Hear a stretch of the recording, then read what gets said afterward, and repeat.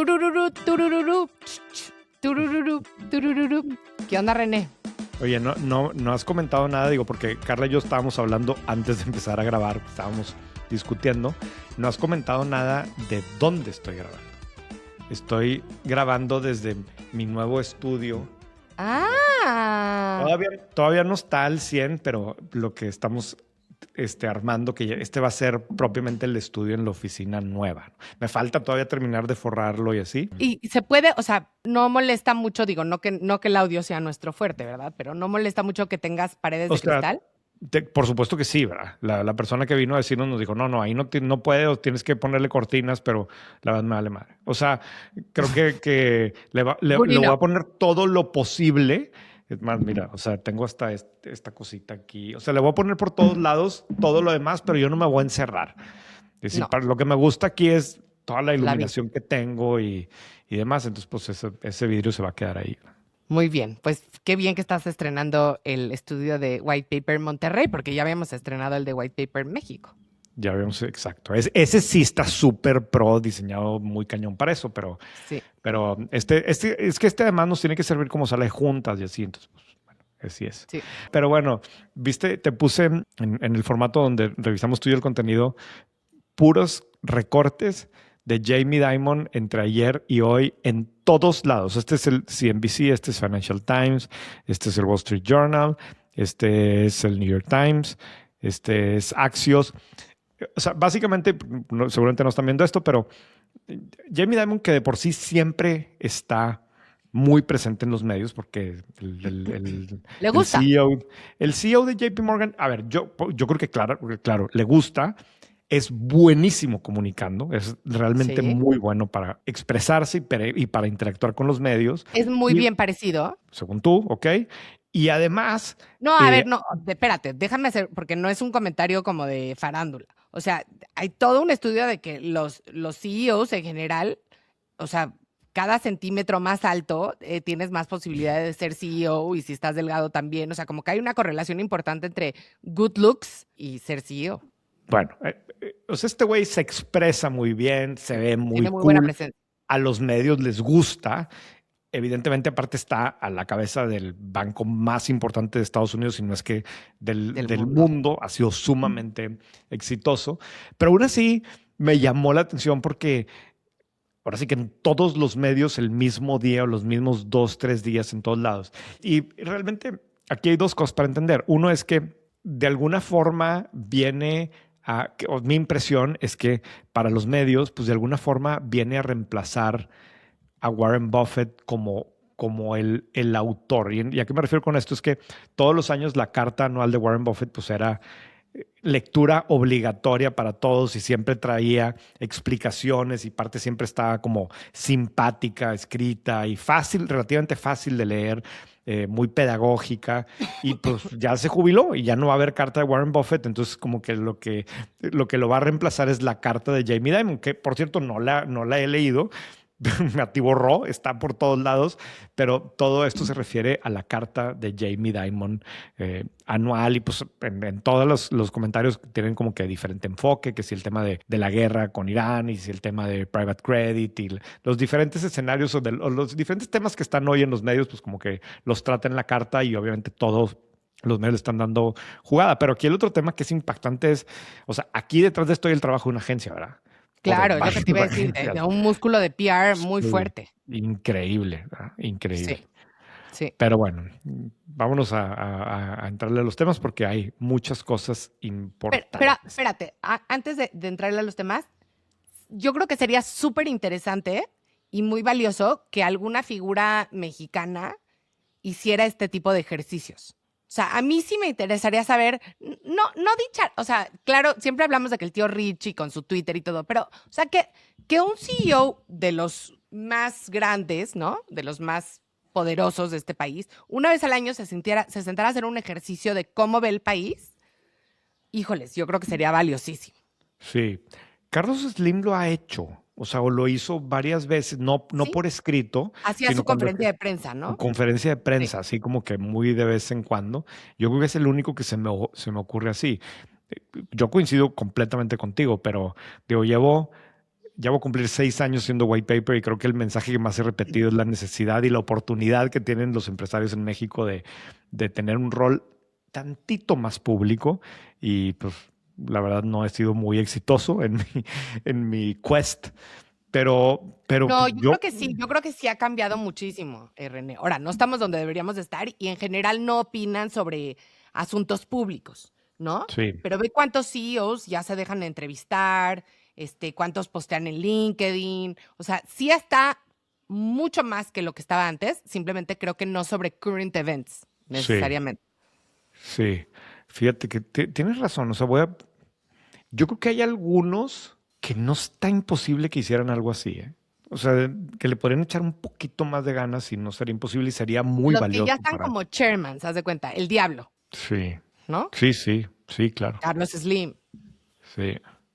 No, en y, fin. y yo creo que hasta una generación abajo. El otro día estamos trabajando aquí en un artículo que vamos a publicar más adelante, pero de los millennials, los CEOs millennial, ¿no? Porque pues ya hay técnicamente varias de las empresas más grandes en este país están en manos de millennials. Ujú. Digo, millennials grandes, pero millennials como tal, ¿no? Y haciendo esa lista, claramente hay algunos que traen otro chip, ¿no? Vamos a ver si hubiera alguien que estuviera dispuesto o que quisiera aprovechar esta oportunidad, porque al final del día yo sí creo que es una oportunidad. Sí. Sí, aunque yo sí creo que en estas cosas, las canas y los años de experiencia y haber vivido varios ciclos económicos, Sí, sí. pero por ejemplo, Claro, imagínate tienes Daniel razón. Servitje, una empresa como Bimbo, que ¿No? conoce el país, la empresa, ¿no? De pi a pa, porque o sea, Bimbo llega y por eso FEMSA también me parece, Sí. que entienden cómo afecta la inseguridad, que le sirven a toda la población, de arriba para abajo, al más rico, al más pobre, al más joven, al más viejo. Yo sí quisiera saber qué está viendo que no vemos todos. En fin, a ver si se animan. De acuerdo, de acuerdo. Vamos a retomar el tema, como siempre.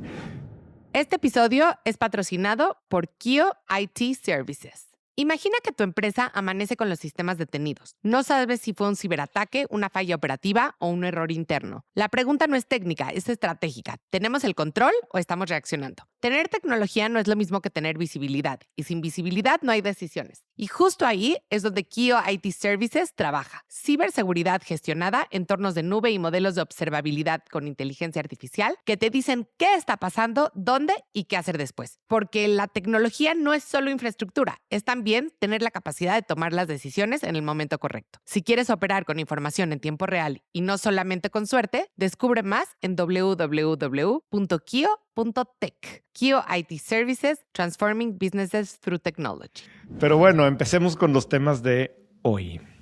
Ok, bueno, entonces el primer tema es una nota que sacaste en White Paper. Nunca sé si decir sacaste, sacamos, sacó.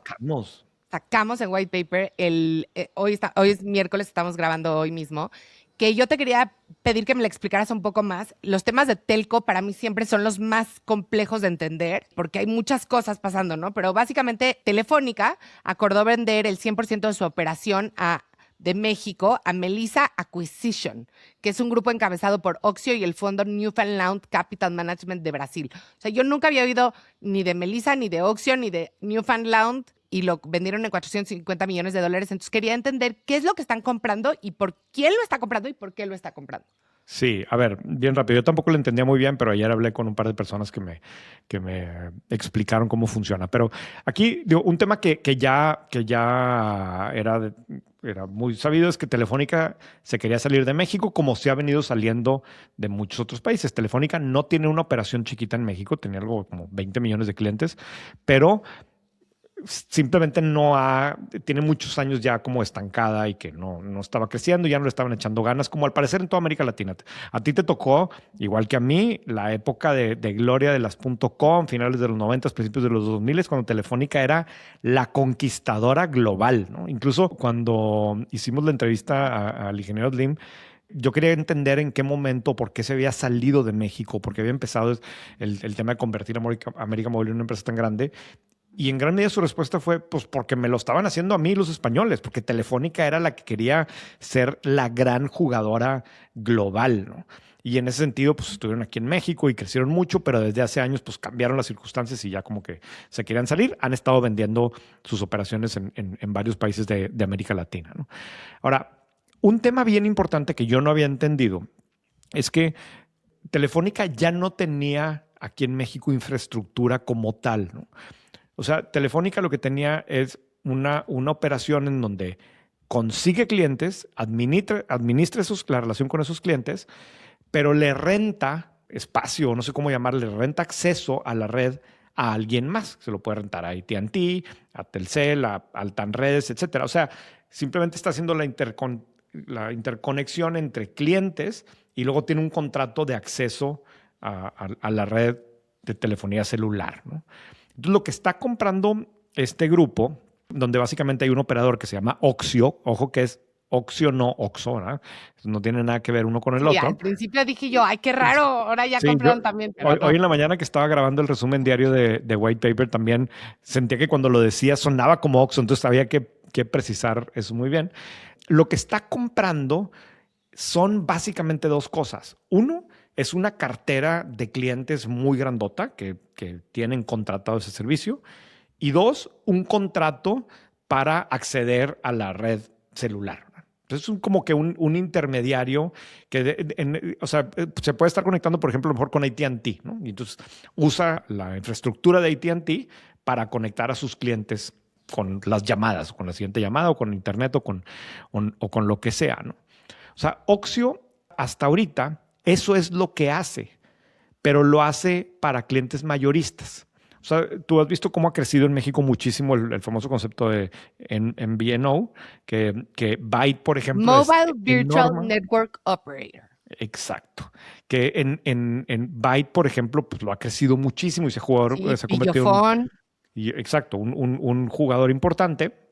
Bueno, Oxio lo que hacía es darle ese servicio a otras empresas. O sea, al parecer le da ese servicio a Bimbo, a Coppel, al parecer a Rappi. No sé exactamente qué es lo que les vende, pero les permite como si tuvieran su propia, les empaqueta sus propios servicios de celulares y se voltea y va y le compra un acceso con alguien más, ¿no? Entonces, eso ya lo venía haciendo, pero con clientes mayoristas. O sea, le vendía B2B, le vendía a una empresa que esa empresa a su vez o lo usaba con sus empleados o lo usa o lo revende, ¿no? Aquí, en esta ocasión, ya ellos van a tener que tener una operación comercial como tal, una relación con los clientes, servicio al cliente y demás. Y es un brinco, por lo que me decían ayer, muy grande. Lo que entendí es que el CEO de Oxio es un tipo con mucho drive y con mucha ambición y aquí se está aventando un brinco muy grandote. Ahora, este es un modelo de negocio muy apretado en márgenes. O sea, estamos hablando de un esquema en donde son como muchos intermediarios. Entonces, pues todos quieren ganar, entonces en todos lados habrá que negociar qué, quién, y luego aparte es un entorno regulado.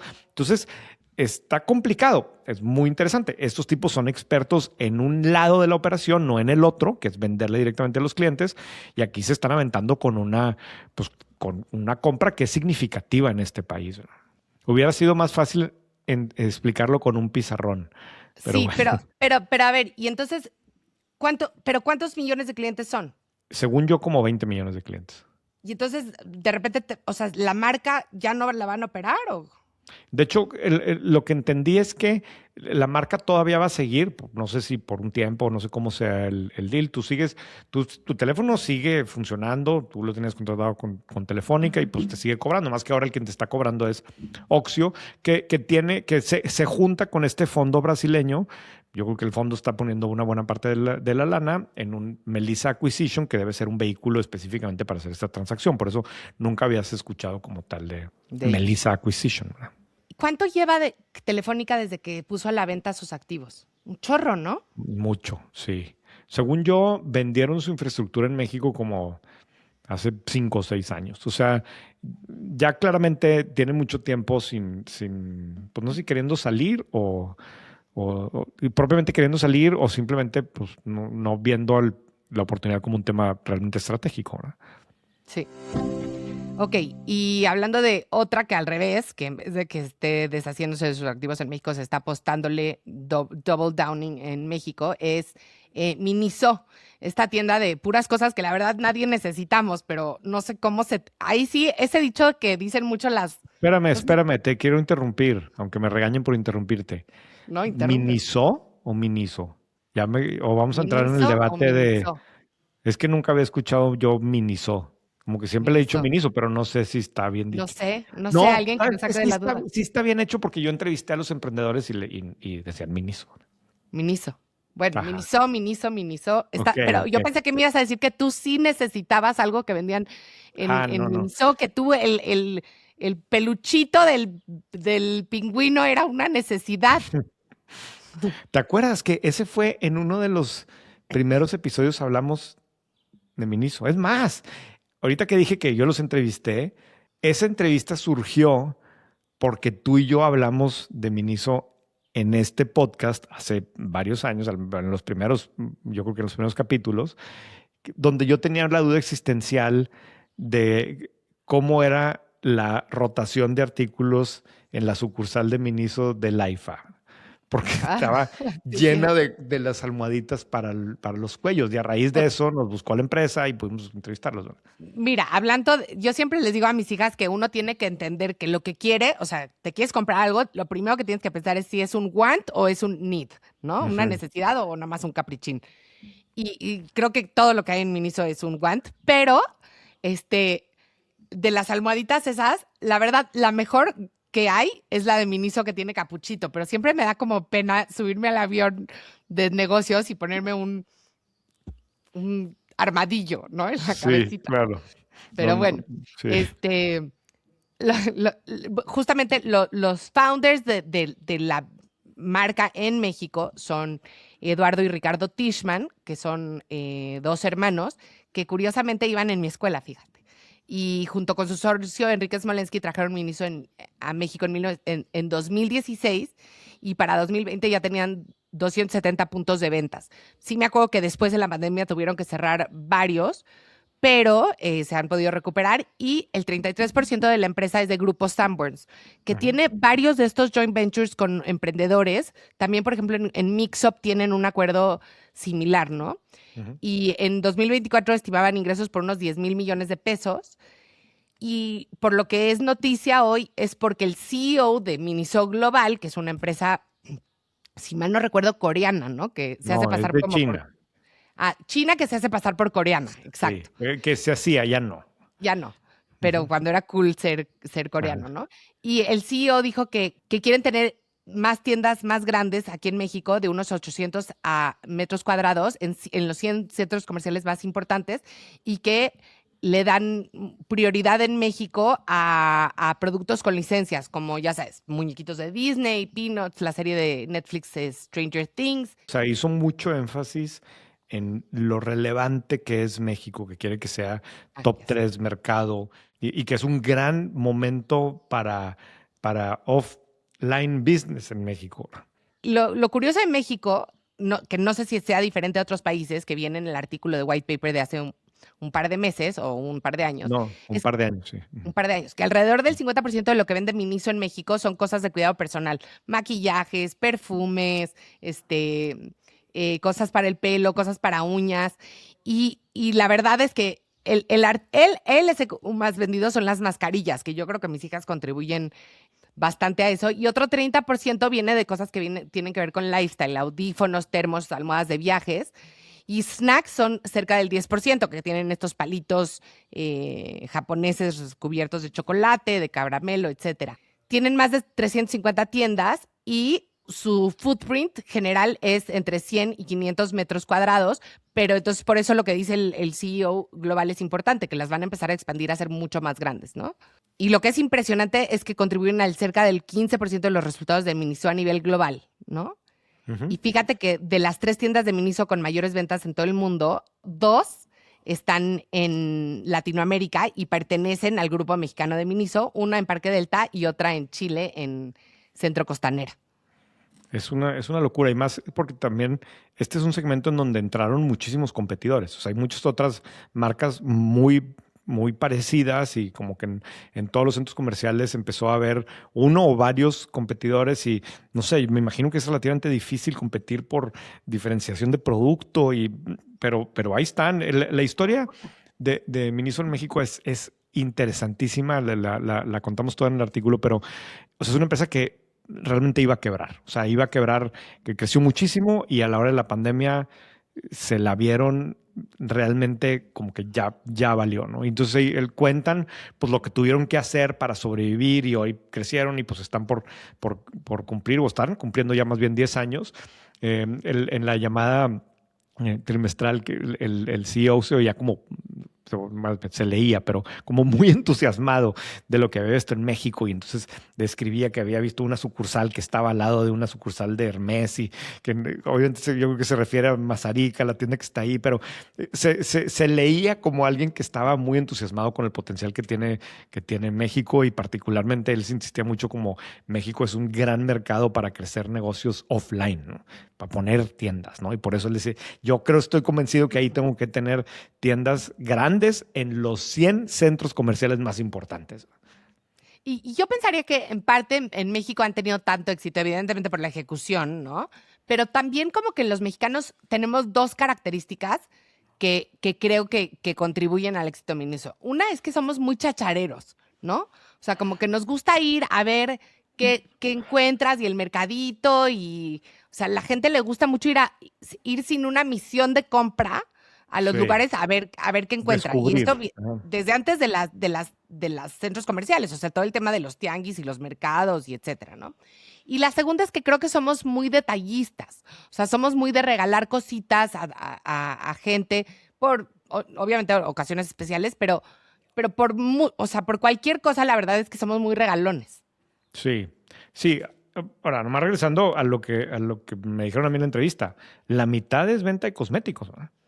Que eso, o sea, a mí me sorprendió, yo no me esperaba esa parte. Y por otro lado, que están creciendo también mucho en comida, porque yo también, igual que tú, asocio la marca pues, con gadgets, ¿no? Con cositas que vas a poner ahí, no sé, o que tienen usos muy particulares, ¿no? Pero por lo visto el volumen viene pues de cosas que sí se consumen, ¿no? Que se gastan. Sí. Y ¿sabes qué vi la última vez que fui a un Miniso? Que tienen una góndola bien grande, bueno, no tan grande en espacio, porque obviamente lo que más ocupa son los peluchitos, ¿no? Pero bien grande en producto de una marca mexicana. O sea, yo pensé que todo lo traían de fuera y tienen, que puede ser que esté hecho fuera, ¿eh? No estoy diciendo que está manufacturado manufacturado, ¿sí se dice así? Fabricado en México. Pero también tienen, o sea, en la sección de cosméticos, ahorita que lo mencionas, tienen una góndola importante de Pinkop, que es una marca mexicana. Ok. Entonces eso me llamó la atención la última vez que pasé por ahí. No. Este episodio es presentado por Aeroméxico. La verdad es que mi segunda casa es Aeroméxico. El año pasado, según la app de Aeroméxico, tomé 40 vuelos en su aerolínea. Y la verdad es que una de las razones por las que lo hago es porque algo que sí importa cuando viajas, sobre todo tanto como yo, es llegar a tiempo. Aeroméxico fue reconocida por segundo año consecutivo como la aerolínea más puntual del mundo, según el On-Time Performance Review 2025 de Cirium. El dato es fuerte, 90% de puntualidad después de casi 190,000 vuelos, por encima de aerolíneas como Qatar, Delta o SAS. En una industria donde sostener más de 85% todo un año es rarísimo, esto no es suerte, es operación, procesos y disciplina. Y para los pasajeros de negocios como yo, la puntualidad es confianza, menos fricción y menos estrés. No es un premio bonito, es una ventaja competitiva real. Gracias Aeroméxico por llevarme a tiempo. Vamos a hablar de avocados from Mexico, o sea, básicamente del famoso tema de los aguacates en Estados Unidos. Y seguramente se acordarán que esta organización tiene por muchos años compró anuncios en el Super Bowl. Y siempre así como que un tema que los aguacates mexicanos se anunciaban en el Super Bowl y cuando el anuncio del Super Bowl cuesta millones de dólares y salían algunos, y aparte anuncios que le metieron mucha lana, ¿verdad? Muy bien producidos y chistosos y con celebridades y todo. Bueno, eso lo dejaron de hacer desde si no me equivoco, fue 2022 o 2023. ¿Por qué? ¿Ya salía muy caro el anuncio del Super Bowl? O sea, yo platiqué con el responsable de Avocados for Mexico, que es un tipo súper interesante, un experto en temas de marketing y tiene muchos años haciendo esto. Y creo que era una combinación de cosas que sí estaba demasiado caro, pero además querían probar otras cosas y eso se comía pues, gran parte del presupuesto y decían, vamos a probar otras cosas. Y lo que empezaron a hacer es invertir ahora, a partir de 2023, en anunciarse en los playoffs colegiales. O sea, sigue siendo el tema de la de fútbol americano, Fútbol perdón, americano. pero ya no solo con el Super Bowl, sino vamos a hacer, y querían hacer más, si mal no recuerdo, como que más cosas de tipo activaciones y más promociones distintas y creían que se prestaba mejor hacerlo en el sector colegial, que el sector colegial, no se nos Ha olvide que es crecido. gigantesco, ¿no? En Estados Unidos y tiene la misma pasión, si no es que hasta más de los fans. A ese señor lo entrevista Bloomberg y lo que dice, lo que quiere presumir es que eso está funcionando. Dice, está funcionando tanto así que si consideramos el buen resultado que están teniendo esas campañas, junto con el constante crecimiento en la popularidad de 5 de Mayo, el que le No, encanta pero al tienes que gringo. pronunciarlo bien. Sí, pues es que mis hijos 5 de mayo. 5 de mayo. Mis hijos se enojan cuando digo cosas así. Se están convirtiendo como en los dos principales drivers del consumo de aguacate en Estados Unidos. Obviamente esto lo está diciendo él, que él a eso se dedica, ¿verdad? Él es el que compró la publicidad para estar ahí. Pero en todo caso, pues están proyectando una cifra récord en las importaciones de aguacate para la temporada 2025-2026, que es importante para nuestro país, como siempre lo ha sido, ¿no? Yo creo que el aguacate, en muchos sentidos, el tequila sigue siendo el referente de producto mexicano a nivel global, pero el aguacate yo creo que también en muchos mercados juega un rol ya muy significativo en posicionamiento de la marca México, ¿no? Claro. Si mal no recuerdo, cuando leí este artículo, Avocados from Mexico es una como asociación gremial, o sea, como que entre todos los Sí. productores más grandes hicieron una organización paraguas para marketearlos, ¿no? De hecho, lo interesante es que lo tenían que hacer. O sea, no es ni siquiera que digas fue un tema voluntario estratégico.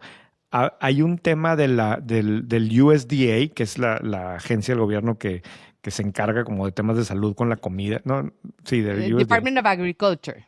Exacto, ándale. Y en el artículo contamos como que toda la historia de las exportaciones de aguacate a Estados Unidos, que tiene muchos años y por muchos años fue muy controversial, ¿no? Y se quería prohibir y demás. Pero en algún momento, cuando deciden, en 2001, o sea, hace bien poquito, el USDA le permite al aguacate Hass de Michoacán entrar a 30 estados de Estados Unidos y 5 años más tarde a todos Estados Unidos y sin restricciones de temporada. Y entonces Y me imagino que no los dejaban entrar por proteger a los productores locales de aguacates, ¿o por creo que qué? sí, yo sí, creo que sí. Pero en algún momento deciden que el aguacate mexicano tiene que entrar en una cosa que se llama los check-off o que se llama los check-off programs, que es una política que obliga a los productores de algunos commodities a destinar un porcentaje de las ventas a investigación y sobre todo a promover el consumo de sus productos. Ay, qué Entonces, chistoso. cuando entra el aguacate mexicano en la categoría de check-off programs, o sea, para que te des una idea, la carne de res y de puerco, el algodón, incluso la miel, están sujetos a sus propios check-off programs. O sea, ¿te acuerdas la famosa campaña de Got Milk? Justo estaba pensando en esa, la del Milk, bigotito de it leche. does a body good. Sí. Esas son frases que surgieron de check-off programs. O O sea, sea, entonces es el gobierno obligándote a que gastes parte del dinero en fomentar el consumo. ajá.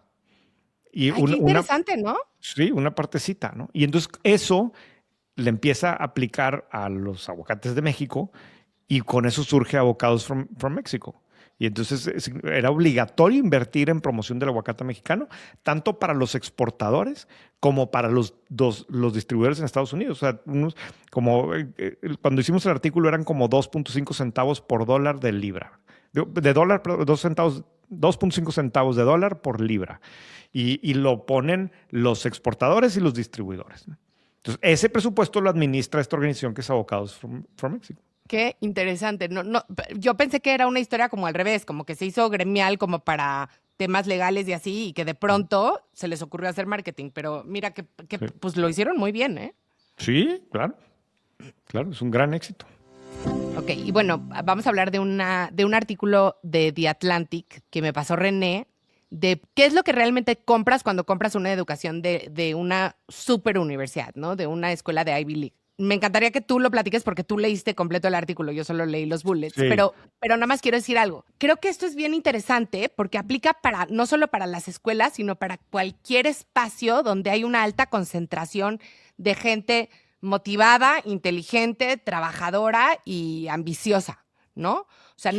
no aplica solo para escuelas, sino para todos los altos niveles de concentración de este tipo de gente, ¿no? Que es lo que encuentras realmente cuando vas a una universidad de este estilo.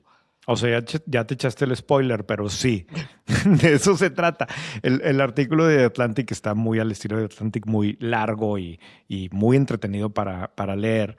Básicamente lo que dice es que históricamente siempre hemos pensado en que hacer un MBA en una universidad gringa super top te sirve mucho porque pues haces los mejores contactos del mundo y entonces pues en tu vida laboral después le sacas provecho a esos contactos y también porque tienes una marca, un título con una marca increíble que a las empresas y a los empleadores les va a interesar muchísimo y evidentemente también porque pues tomas clases en donde aprendes cosas, ¿no? Entonces como que esas tres históricamente se le ha atribuido que es lo que estás comprando al ir a estudiar en una de estas universidades de las top en Estados Unidos, ¿no? Entonces, Y marca, educación y contactos, ¿no? exacto. Y traen algunos datos bien interesantes. Por ejemplo, dice, de los CEOs en los Fortune 500, 12% son graduados de estas universidades.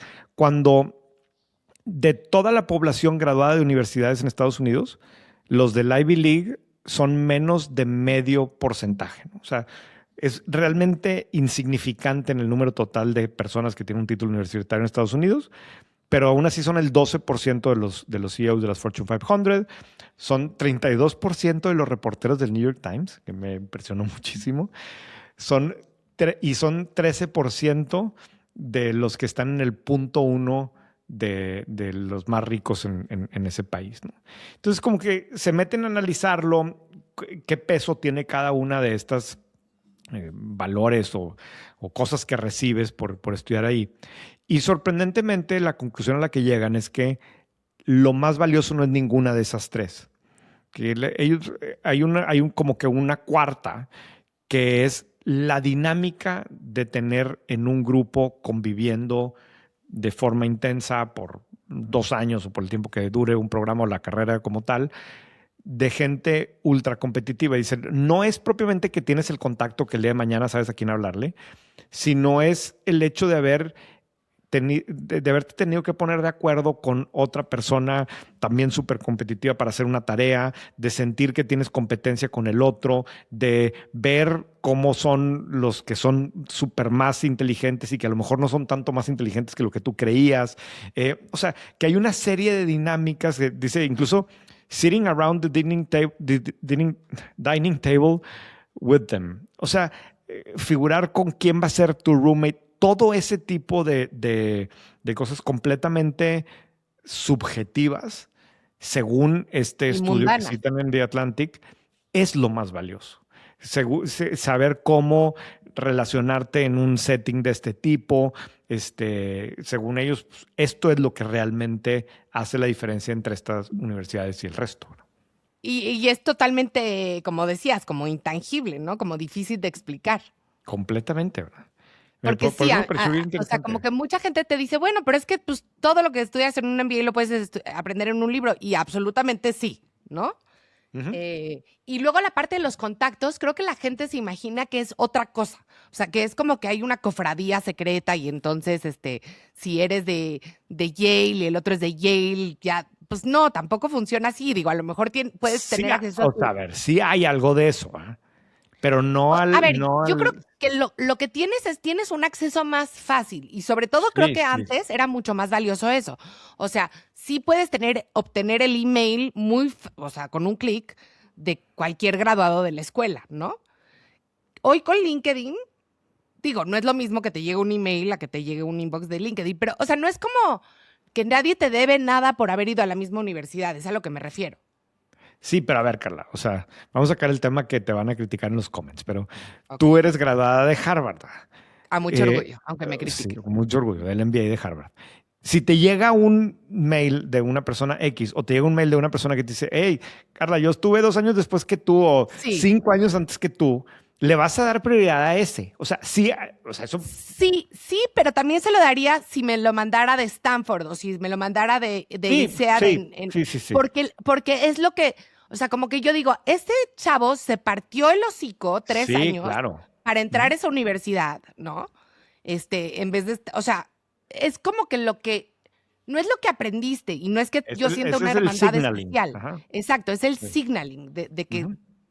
¿no? Y a ver, ni son todos los que están, ni están todos los que son. Y la otra cosa interesante, yo creo, sobre todo en el nivel de undergraduate, o sea, de licenciatura en Estados Unidos, porque podrías pensar cuando lees estas estadísticas, ¿no? De los CEOs y todo, pues sí, ya venían de familias donde pues iban a ser el CEO de la empresa, pero realmente sí son una fuente de movilidad social súper importante en Estados Sí. Unidos, estas universidades, porque tienen la mayoría de ellas una cosa que se llama need blind acceptance, que lo que es que ellos te aceptan o declinan en la universidad sin saber si vas a poder pagar. Y una vez que te aceptan, te garantizan que van a ellos ayudarte a pagar la universidad, ya sea con un préstamo, con una beca, con un montón de cosas que pueden hacer gracias a sus endowments grandísimos. La mayor diversidad socioeconómica que yo he visto, no de ese momento, de su familia de origen, fue en el MBA que, por ejemplo, en la Ibero o que en mis trabajos en México, etcétera, ¿no? Sí, completamente de acuerdo. Pues a mí sí me sorprendió esto y digo, es el tipo de respuesta que luego son tan ambiguas o tan difíciles de definir que hasta les podemos restar credibilidad. Pero yo Sí, sí creo que existe algo de esto, que ojo, o sea, no desacredita las otras cosas. Sí claro. consigues los contactos, sí consigues un título más, todo eso tiene mucho valor, sí aprendes muchas cosas, pero este otro elemento de convivencia con un grupo, con esas características que le costó llegar ahí, que quiere sacar las mismas cosas que tú, que todas esas dinámicas sociales, por lo visto, o según este estudio, es lo más valioso de todo. Y bueno, y la última nota que traemos hoy es una nota que salió en White Paper hace un par de días y que yo sentí que literalmente iba hacia mí, que habla de un medio que se llama TVPN, que es un programa de negocios que se transmite en YouTube donde entrevistan a diferentes, sobre todo emprendedores, ¿no? Yo la verdad nunca había oído de ellos, es un negocio bastante chiquito, tienen 11 personas, o sea, es más o menos del tamaño de White Paper si lo Sí, piensas así, sí. y generan 30 millones de dólares de ingresos vendiendo publicidad. Y la noticia es que los acaba de comprar OpenAI por, entre comillas, cientos de millones de dólares, ¿no? Entonces, aquí varias cosas muy interesantes. Primero es que realmente sí estamos viviendo la democratización de los medios, ¿no? O sea, que dos chavos con 11 personas detrás, o quizás son incluidos ellos dos, las 11 personas, puedan atraer a los entrevistados más, a la gente que más interesante para entrevistar, ¿no? Y que además puedan generar 30 millones de dólares, pero que además sean un target acquisition de una compañía gigante, pues es algo que no pasaba antes, ¿no? Y que además creo que para los medios tradicionales hace muy difícil la competencia. Eso por un lado. Y por otro lado, yo te quería preguntar, ¿por qué los está comprando OpenAI? O sea, yo entendería que los compre Warner o Sí, Netflix, ¿no? O sí, sí, Spotify, sí. pero ¿y por qué OpenAI? Sí, fíjate que digo yo, obviamente por mi trabajo y porque además me gusta mucho, leo todos los newsletters de la industria de los medios como tal y yo necesito saber cuáles son los medios nuevos que están surgiendo y aparte o sea, hago white paper porque yo soy un consumidor muy por encima del promedio de este tipo de información. Pero este caso en particular, este programa, de hecho, en muchas veces cuando hemos grabado, este programa está detrás de mí. Ahorita no está la tele ahí atrás porque la movemos, pero Manuel, que es del equipo de White Paper, me presentó este programa, no sé, el año pasado, hace algunos meses, no hace tanto porque es un programa bastante nuevo, fue creado en 2024, pero es de esos productos tan bien hechos para una audiencia en específico que muy rápidamente se convirtió en el referente de contenido. Básicamente es un programa donde están dos co-hosts como tú y yo, En este caso son principalmente entrevistas a fundadores, emprendedores famosos y la madre. Y hablan, obviamente, de negocios y de sus empresas y cómo van, etcétera, ¿no? Y es muy bueno. Y entonces se convirtió como que en el de moda, en el referente.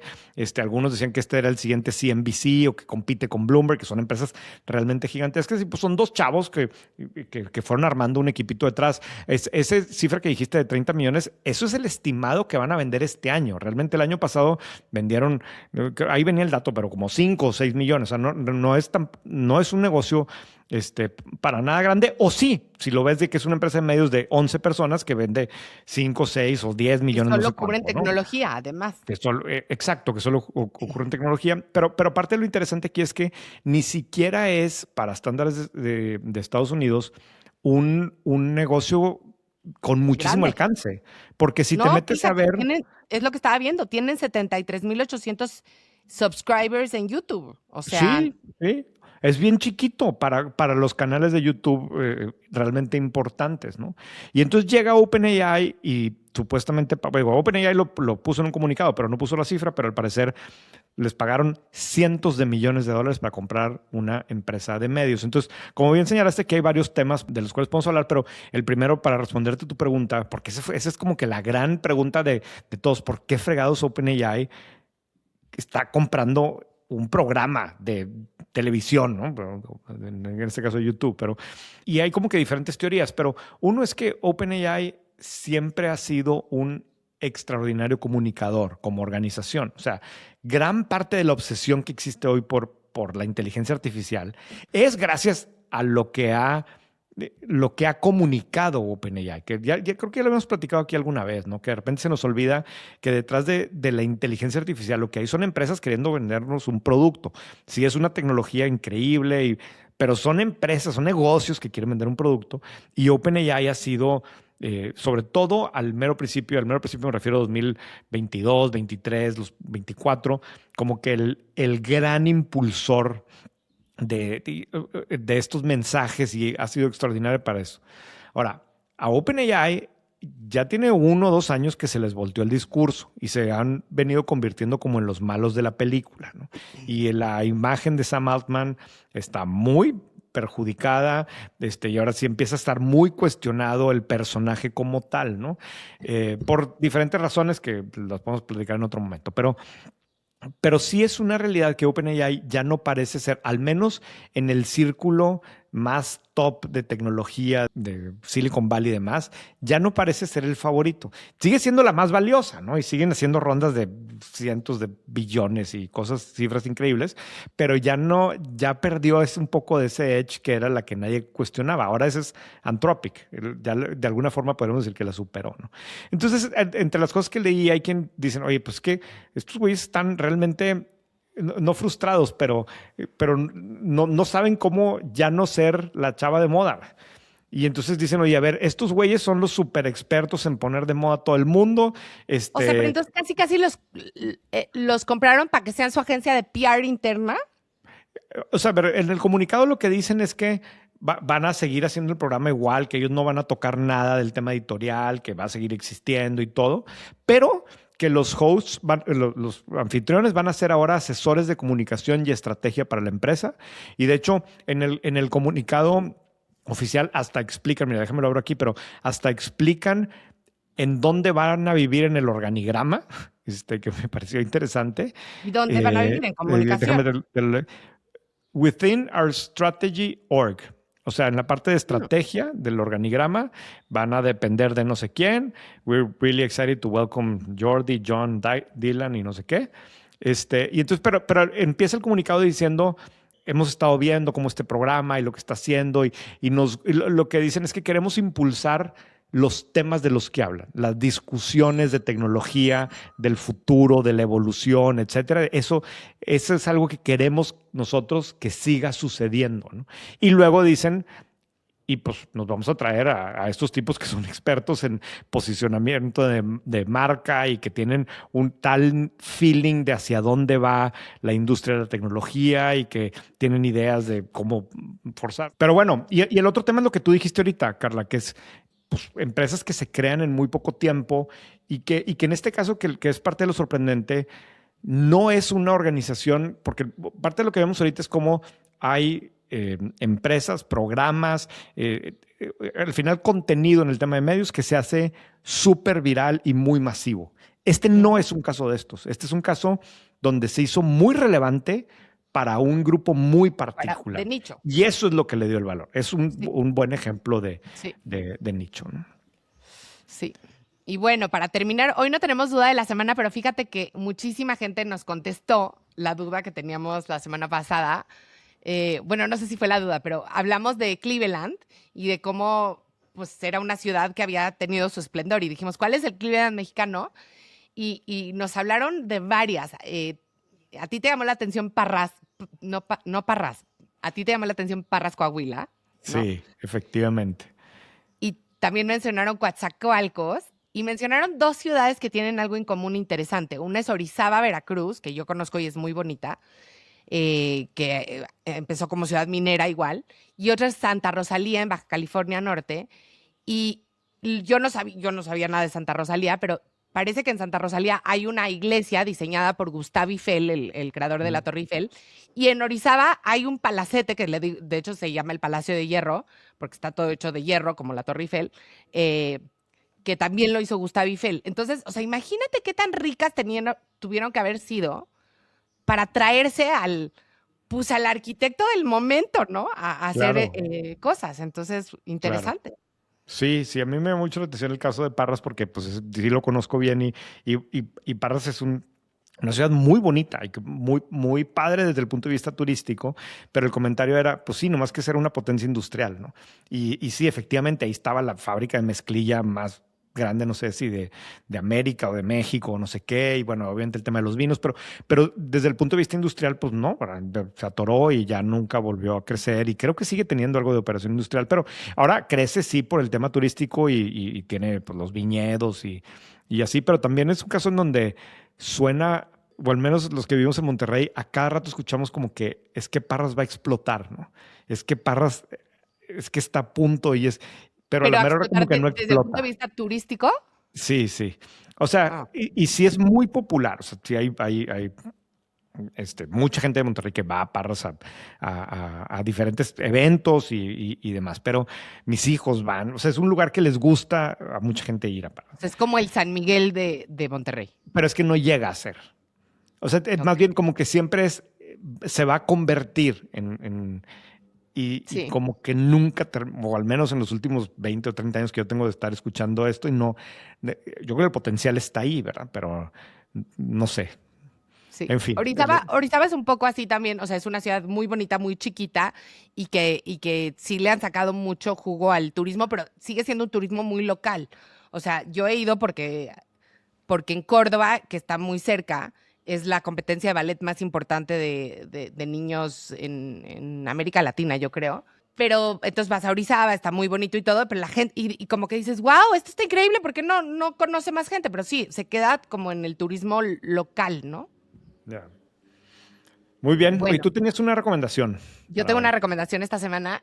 Fíjate que el primer podcast que yo escuché en mi vida, así donde aprendí lo que quería decir el término podcast, y lo escuchaba desde su página web, o sea, ni siquiera es que había una plataforma para escuchar podcasts, fue Serial. Que el tú también mismo que escuché yo también. O sea, la primera vez que escuché un podcast fue Serial Adnan Syed. Adnan Syed. Sí, el personaje wrongly accused. Sí, y los patrocinaba MailChimp, ¿te acuerdas? MailChimp, claro. Y de ahí el siguiente que escuché fue Freakonomics. Yo no me acuerdo cuál fue el siguiente que escuché, pero me tardé mucho tiempo en volver a encontrar. O sea, yo pensé que los podcasts iban a ser ese formato. O sea, jamás me hubiera imaginado que iba a haber algo como esto que estamos haciendo tú y yo. O sea, yo pensé que iban a ser como estos seriales novela, de muchos. Sí. Ajá. Y entonces después Serial lo compró el New York Times. Y luego han sacado como varios de este tipo de series cortas de casos reales que nunca me habían gustado mucho las de después, pero ahorita sacaron una buenísima y se llama The Idiot. Y la premisa es, todos tenemos a alguien en nuestra familia que decimos, ese güey podría ser un asesino, ¿no? Pero entonces aquí cuenta un reportero del New York Times, ¿qué creen? En mi familia sí, ¿no? Y te cuenta la historia y es muy interesante porque entonces te cuenta de la tía y del sobrino y de la ex No, esposa. ya no me platiques, lo quiero No te oír. platico nada más. Está Sí, buenísimo. Te lo recomiendo mucho. esos me gustan a mí. Buenísimo, aquí te lo voy a poner en mi lista. Oye, y vi las gráficas de Spotify, de la herramienta de Analytics de Spotify, ya sabes que a mí me encanta ver eso, de cómo ha crecido los streams de White Paper Access, que es nuestro canal en Spotify, solo para suscriptores. Me tiene muy impresionado. Como que... 4X. Sí, sí. Y digo, sigue siendo una cosa relativamente chiquita. Es un canal que es solamente para quienes tienen suscripción de White Paper, pero como que siempre lo habíamos tenido ahí porque hacíamos el resumen diario en versión en audio, pero nunca lo habíamos empujado realmente. Y ahora le empezamos a hacer mucho más promoción dentro del mail y claramente hay mucha gente que quiere este tipo de información, pero que la prefiere escuchada, ¿no? Que más que le funciona mejor oírla en lugar de leerla. Y inmediatamente respondió y me tiene muy motivado. Tanto así que cuando ves ese tipo de indicadores, pues te dan ganas de echarle más ganas, ¿no? Entonces, por eso saqué el programa, el otro, el de Dark Side of the Road, que está solamente en ese canal. Y por eso estamos ahora también haciendo los de los artículos de los viernes, que tú siempre me lo habías pedido, pero los ponemos solamente en ese canal. Entonces, yo creo que va a ser interesante para la siguiente etapa de White Paper, cómo le podemos dar mucho más énfasis al contenido en audio o simplemente tanto énfasis que le poníamos a la parte escrita, pero también sacarle provecho en audio con estas versiones, ¿no? Y Y funciona. ahora vas a tener que pensar cómo a los que les gusta leer les vas a dar, por ejemplo, Dark Side of the Road. No, la o sea, versión en escrito. bueno, sí, por ejemplo, el primer review de una camioneta que lo hicimos ya lo grabé y va a salir esta semana. Sale solamente en ese canal. Y justo ayer esa fue la pregunta que me hizo Luis. Oye, ¿cómo? Y no va a haber una versión escrita de esto y la verdad no lo había pensado. Como que no queda lo escrito, pero son dudas existenciales A mí me cómo vamos a gusta, hacer esto. digo, parece de veras que tenemos acciones del New York Times, ¿eh? Se pueden comprar acciones, es una compañía pública, Sí, ¿no? claro. Ya voy a comprar porque la verdad les doy mucha publicidad gratis. Sí. Pero a mí me gusta el New York Times que tienen la transcripción de los podcasts. Sí. No siempre los oigo, pero a veces como que sí digo, a ver, esto no quiero escuchar o algunas voces de los hosts no me encantan. Sí, quiero buscar algo que dijeron Sí. en el podcast, ¿no? O sea, a mí me funciona muy bien eso también. Pero sí, y digo, y esto funciona también en Apple Podcast. O sea, ya encontramos, y es bien fácil ligar la cuenta. O sea, de hecho, en parte me animé a hacerlo, porque otra vez siguiendo tu ejemplo, el New York Times ya lo está haciendo también. O sea, ya también están poniendo contenido en audio detrás del paywall y entonces las plataformas de podcast lo están haciendo muy fácil que puedas ligar la cuenta porque ellos al final quieren que sigas tú escuchándolos ahí, ¿verdad? Entonces, digo, ha funcionado bien. Si alguien tiene suscripción a White Paper y no ha podido ligar su cuenta, manden un mensaje a rene@whitepaper.mx y les mando ahí las instrucciones de cómo hacerlo. Te toma 8 segundos, ¿verdad? No sé, 12 segundos, ¿no? Es muy fácil. Pero bueno, Carla, nos estamos pasando de tiempo. Mil gracias y hablamos ¿qué día? Bueno, tú y yo vamos a grabar esta semana. Tengo que decirles, estoy preparando el deep dive de la siguiente semana. Hace mucho que no me emocionaba tanto. Creo que el último que me emocionó tanto fue el de los bazares. Y este va a quedar chulo de precioso. Muy bien. Ya nos dejarás impresionados. Gracias, Carla. Bye. Este episodio es patrocinado por Kio IT Services. Imagina que tu empresa amanece con los sistemas detenidos. No sabes si fue un ciberataque, una falla operativa o un error interno. La pregunta no es técnica, es estratégica. ¿Tenemos el control o estamos reaccionando? Tener tecnología no es lo mismo que tener visibilidad. Y sin visibilidad no hay decisiones. Y justo ahí es donde Kio IT Services trabaja. Ciberseguridad gestionada, entornos de nube y modelos de observabilidad con inteligencia artificial que te dicen qué está pasando, dónde y qué hacer después. Porque la tecnología no es solo infraestructura, es también tener la capacidad de tomar las decisiones en el momento correcto. Si quieres operar con información en tiempo real y no solamente con suerte, descubre más en www.kio.tech. Kio IT Services, Transforming Businesses Through Technology.